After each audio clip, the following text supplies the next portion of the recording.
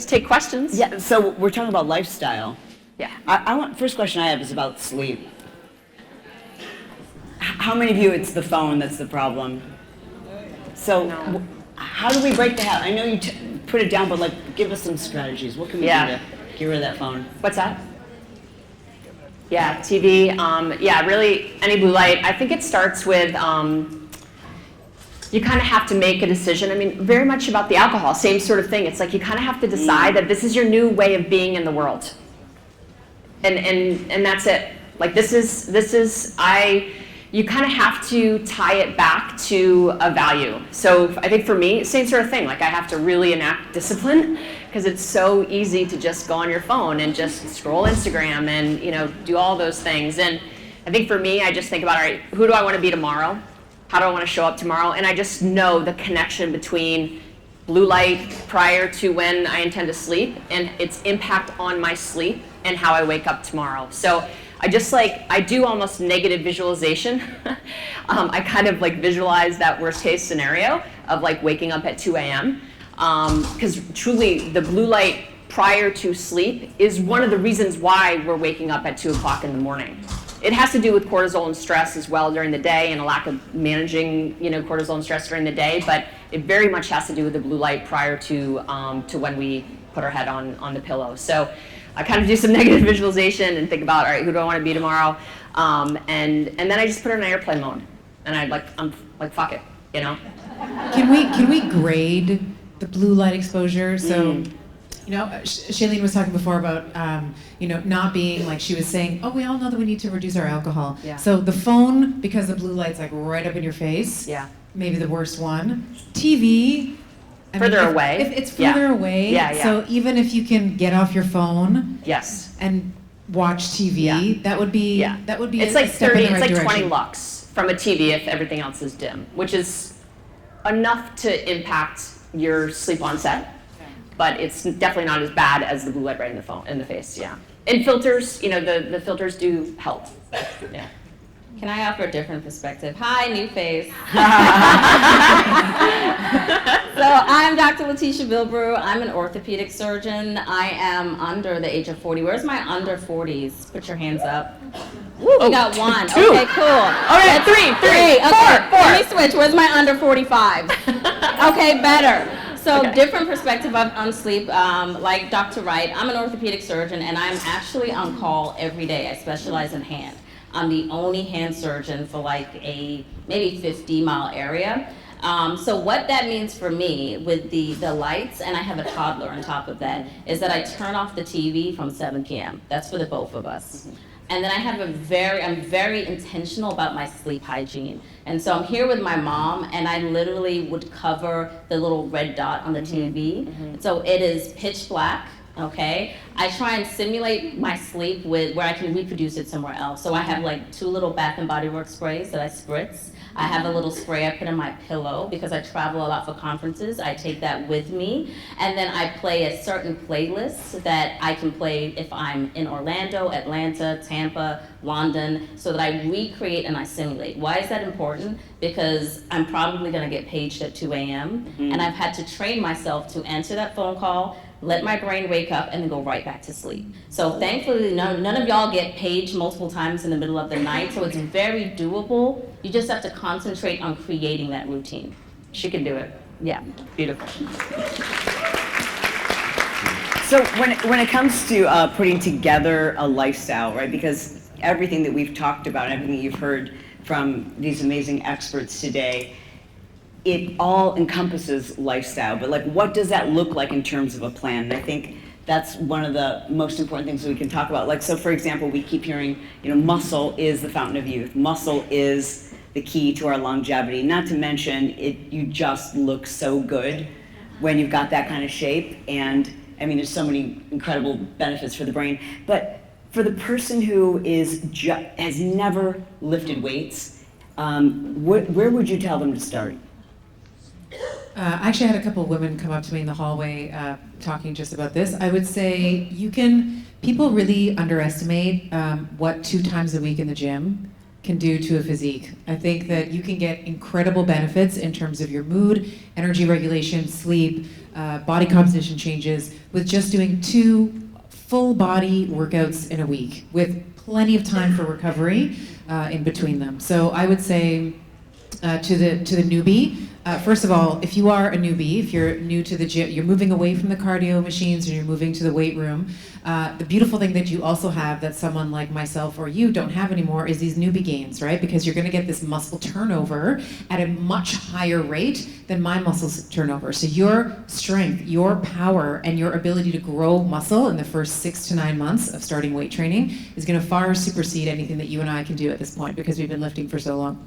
So I would say 2 times a week is a great place to start. You'll get great physique changes. The one thing that I will say that is a requirement that I think that maybe not a lot of trainers, a lot of doctors are not talking about is the requirements for muscle hypertrophy are that it doesn't matter what weight you choose, okay? So you have to choose a weight that is heavy enough in a range of motion that you can own. Understanding that full range of motion is always best, but I understand that there are arthritides. We have psoriatic arthritis, rheumatoid arthritis, osteoarthritis, all these different arthritides that can, affect joints and range of motion. So choose a weight that is heavy enough for you to lift for the, let's say 10 to 12 repetitions in a range of motion that you can own. But that weight, you need to be able to work close to and approximate something called muscle failure, which is just what it sounds like. The muscle, you can no longer contract the muscle appropriately. The literature is very clear, and the clinical application as well. Anywhere between 5 reps to 30 reps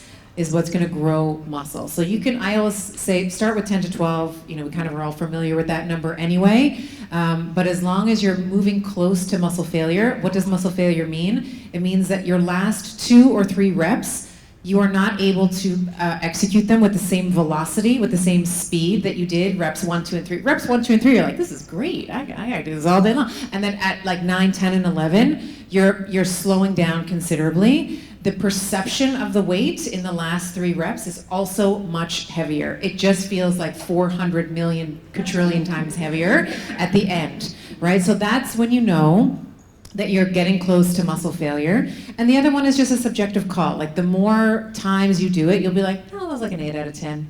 Like that set was like the amount of effort I put in, we call it, the fancy word for it is rate of perceived exertion, RPE, is like, it was like an 8, 9 out of 10. You can also kind of do the reverse if you want to ask yourself, how many reps do I have left here? Like 1, could I punch out 1 more?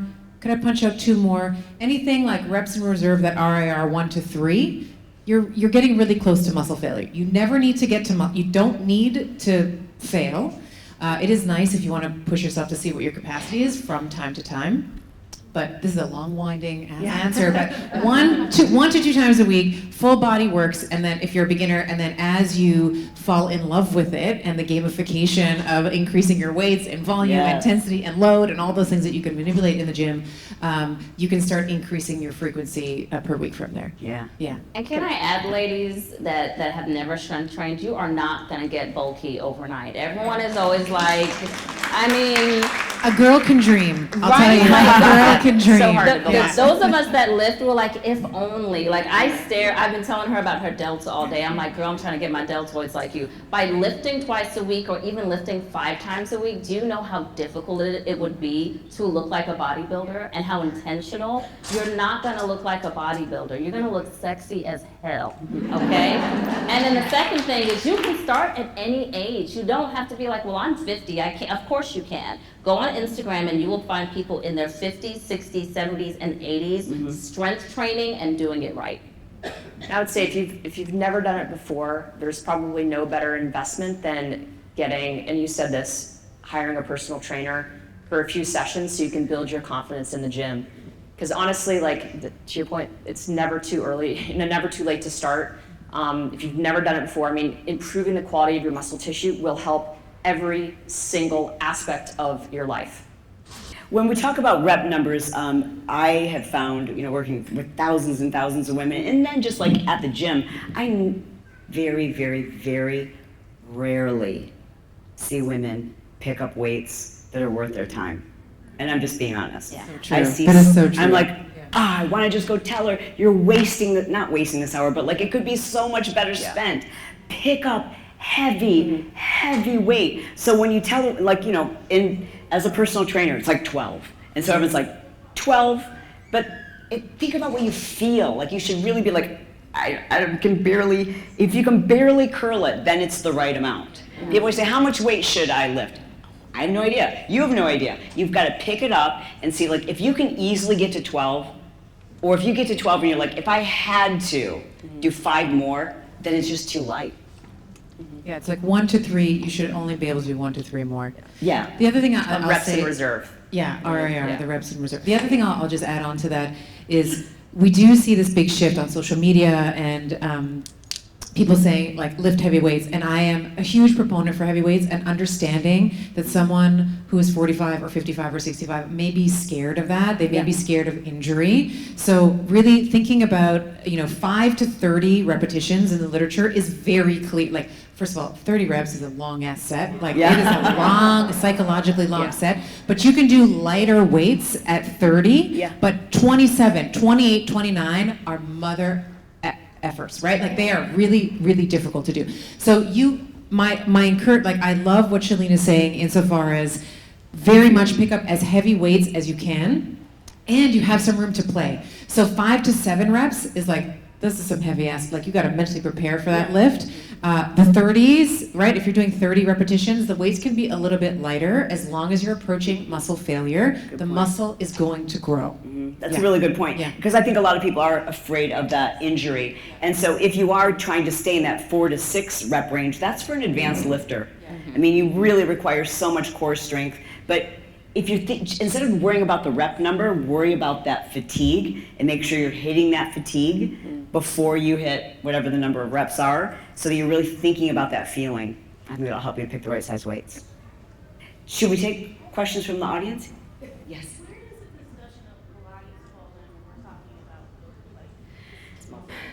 Where does the conversation about Pilates fit into this? Can I go? So you have a bunch of girls up here, women up here that lift heavy, so we're like Pilates. I skip past the Pilates studio. Pilates is so hard. It is, and it is It's very hard. difficult. So And it gets the smaller muscles. It recruits smaller muscles. And it's mobility. I was talking to, there she is. I see her. There's my green glasses. I was talking to her last night. This is a Pilates instructor. Oh God, I'm so sorry. Okay, baby. I'm so sorry. Yes. There you go. Yeah. So I think Pilates is great in terms of when we're thinking about some of the different aspects of exercise in a movement program. If you were to, you know, if you think of Maslow, have you ever seen Like a like taxonomy. Maslow? So like the base would be resistance training. That's like the foundation that everybody should be doing. Then there's cardiovascular work, so zone 1 and 2, and then the high. We'll talk about high intensity training in a moment. And then there's actually, let me change the order: resistance training, recovery, and then we have cardio, and then we have mobility work, the yoga, the Pilates. Pyo. Yeah, Pyo. Yes, exactly. Beachbody, Pyo. Yes. Yeah. Yeah. I see a shift of us women who are encouraged not to run. If you were a runner, I was a runner. I know. So I'm going to come from the perspective of an orthopedic surgeon when I have women coming in with knee pain. And I actually tell them, while you're in this arthritic flare-up or this inflammatory stage, I don't want you doing incline walks or treadmills because it's going to irritate your knee more. Then that's going to tell you I can't work out. So if you have pre-existing knee pain that is untreated, but I still want you to exercise, I will say get in the pool if you have access to one, get on an elliptical, or get a stationary bike, something with a closed chain exercise where your feet are against something. Now, incline walks is great for fat burning, and that's where I'll pass it off to whoever wants to speak on that. Yeah, well, I can talk a little bit just about, I hear that same narrative, and I'm a runner. I love to run. It makes me feel so good. So I think oftentimes we bucket in, you know, we kind of the cardio bunny, right? We kind of have this thing that, oh, it's about losing weight. No, it's not about losing weight necessarily, right? It's about, I think the kind of the neurological benefits of running, I think are really clear. I think also it's about your mitochondrial health. Okay, so being really strategic about how you're doing your cardio is super important. I really believe in polarized training. So zone 5, where you're hitting the very top of your heart rate capacity. So going as hard as you can, doing that 1 or 2 times a week where you really feel out of breath. Super important for longevity, for health.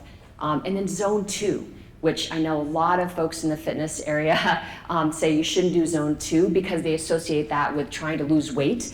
Yes, that you might lose weight doing zone 2, but what is really beneficial about zone 2 is you're going to improve your mitochondrial health. There's actually nothing better than zone 2. You're not going to be able to improve your mitochondrial health faster than what you can do with zone 2 cardio. What is that? So that's basically, it's basically 40 to 60% of your maximum heart rate. It's very low level intensity. You should be able to chat with your girlfriend, and basically you see benefits after about 30 minutes of zone 2. So you start to get exponential benefits once you hit that 30-minute mark. So you're looking at about 45 minutes a couple times a week.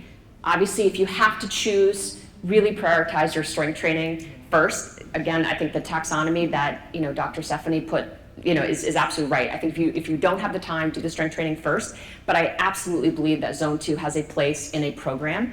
I do it 2 times a week, and I think it's and we see in the research when I look at our data, women who are doing zone 2, zone 5, and resistance training have more regular cycles and better sleep. I would just say, listen to your body. And so you get caught in zone 2, zone 5, heartbeat, rates, perceived rate of exertion, all this stuff. And then we're like, what's the best? Is it Pilates? Is it boot camp? Is it, do anything. Right, it's like all movement is good, move more. Yeah. For me, I don't want to run anymore because I love running, but I always was having injuries. And I found myself having to psych up for it. I am obsessed with walking. Like it helps my brain. I can have a conversation. I have better communication with my spouse. And I throw on, instead of doing the treadmill on the incline, for that intensity, and improving your bone density by wearing a weighted vest. We have 20 and I years of guarantee you're in research. zone 2. I guarantee with the weighted vest, you're 100% in zone 2. I'm just saying, I don't want you guys to be so like, am I in zone 2, am I in zone 5? Like, move. Yeah. Put on a weighted vest and move. And do what you love. If you love Pilates, all movement, if you love it, Pickleball. like Pickleball, pay attention pickleball. to your intuition is going to tell you, like, just move more. We sit too much. Just focus on not sitting and you'll probably do the right thing. We have time. Ooh, she's waving like her life depends on it. Yes. I have a question. We hear a lot about prevention, and I'm interested a little about treatment, let's say of osteoporosis. What if I'm 57, I've done all the things, I can focus in after your talk, I can focus in and get better. I eat well, I'm on HRT, I take all the supplements, I do everything I feel like, weighted vest, walking, strength training, and I was diagnosed with osteoporosis. I feel like I can't do a lot more, and my doctor wants me to go on treatment, like pharmaceuticals, like Rolina or Prolia, and you have to do it. So I'd like your opinion on that. Where's Vonda? Vonda. Reversible, and you're already doing all the things without taking medication, or should you take medication? So you're doing all the right things, right? You are eating healthy, you've got the test, you've done the HRT, your strength training. So this is the point where, thank God for medicine, right? So if your DEXA scan is still saying that you're osteoporotic and you're doing all of those things, maybe it is your genetics that is predisposing you to that, or epigenetics, if you want to use the big word. Get on the Prolia. Okay, that's why we have medicine and science. Your body is now saying we need something a little bit extra, and thank God that we have that medicine to bump you over to make sure that your bones are strong. Plyometrics. Yeah. Plyometrics. Thank you. Keep it up, doing your 8 times